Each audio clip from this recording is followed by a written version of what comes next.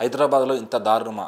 ఓ security guard తన కుటుంబం మధ్య జరిగిన ఒక చిన్న కలహం ఇంతకు దారి తీసిందా? అంటే నిజంగా అవుననే చెప్పాలి. ఎందుకంటే లింగయ్య అనే ఒక సెక్యూరిటీ గార్డ్ అతను పని పూర్తి చేసుకొని రోజు కల్లు తాగుతూ ఇంటికెళ్ళేవాడనమాట. అయితే కూతురు అక్రమ సంబంధం పెట్టుకోవడంతో అది అతనికి నచ్చలేదు. సో, ఆ కూతురిని ఎన్నో సార్లు చెప్పి చూసాడు. అయినా కూడా తను వినలేదు. ఆ తల్లి కూడా దానికి సహకరిస్తూ ఉంటూ వచ్చిందనమాట. అయితే ఒకరోజు తను తాగేసి ఇంటికొచ్చినాక మళ్ళీ అతనికి ఎవరైతే అక్రమ సంబంధం ఉన్న అతను తీసుకెళ్ళి అతనికి మద్యం ఇప్పించి మళ్ళీ అతన్ని మత్తులో ముంచేలా చేశాడనమాట. అయితే తర్వాత కూతురు, భార్య ఉంచుకున్న అతను అందరూ కలిసి అతన్నైతే చంపడానికి ప్రయత్నించారు. సో, దిండుతో నొక్కి అట్లానే చేతులు కాళ్ళు కట్టేసి దిండుతో నొక్కేసి తర్వాత ఇంకా తను చనిపోయేదాకా పేకని మళ్ళీ చున్నీతో పేకంతా కూడా పట్టుకుని తను దారుణంగా హత్య చేశారని చెప్పొచ్చు. సో, మరి అక్కడికే తను మత్తిచ్చిన తర్వాత కూడా నడవడంతో వాళ్ళకి ఏం చేయాలో అర్థం కాలేదు. సో, మెల్లగా తనని నిద్రపుచ్చి ఇదంతా చేశారనమాట. సో, మరి తను రోజు ఇట్లా గొడవ పడుతూ ఉంటే ఆమెకు నచ్చలేదు. మరి తల్లి కూడా చెప్పి నేను అతనితోనే ఉంటాను అని తల్లిని కూడా ఒప్పించుకొని తండ్రి ఎంతకి ఒప్పుకోపోయేసరికి ఈ దారుణానికైతే పాల్పడిందనమాట.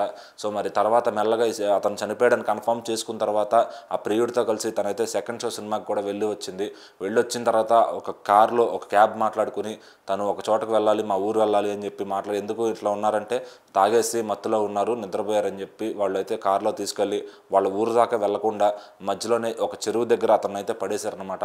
సో, పడేసి అతని యూనిఫామ్ అంతా కూడా పక్కన పడేసి అతని చెరువులో పడేశారు. సో, తర్వాత పోలీసులు గుర్తించి తను ఎవరు అని ఎంక్వైరీ చేయగా ఆ సెక్యూరిటీ యూనిఫామ్ అంతా చూసి ఆ యూనిఫామ్ అంతా ఎక్కడ దానికి తగ్గ ఆఫీస్కి వెళ్ళి విచారిస్తే వీళ్ళ ఫ్యామిలీ లింగయ్య అని తెలిసింది. సో, మరి తర్వాత పోలీసులు అంతా కూర్చుని భార్యని కూతుర్ని విచారించగా వాళ్ళు ఫస్ట్ తడబడినా కూడా తర్వాత గట్టిగా అడిగేసరికి మేమే చేసామని వాళ్ళు ఒప్పేసుకున్నారనమాట. సో, ఇక వాళ్ళకైతే పోలీసులు అయితే అదుపులో తీసుకున్నారు. ఇది ఎక్కడో కాదు, మన హైదరాబాద్ కవాడి కూడా పరిసరాల్లో జరిగింది స్టోరీ అంతా కూడా. సో, మరి ఇలాంటి అక్రమ సంబంధాల కోసం ఇంట్లో తల్లిదండ్రులని, భార్య పిల్లల్ని కూడా లెక్క చేయకుండా చంపేస్తూ ఉన్నారనమాట. సో, రోజు ఎన్నో చూస్తూ ఉన్నాం కానీ రోజుకి ఏదో ఒకటి వస్తూనే ఉన్నాయి. సో, ఇది తాజాగా ఈ మంత్ జూలై 7వ తారీఖున జరిగిందనమాట.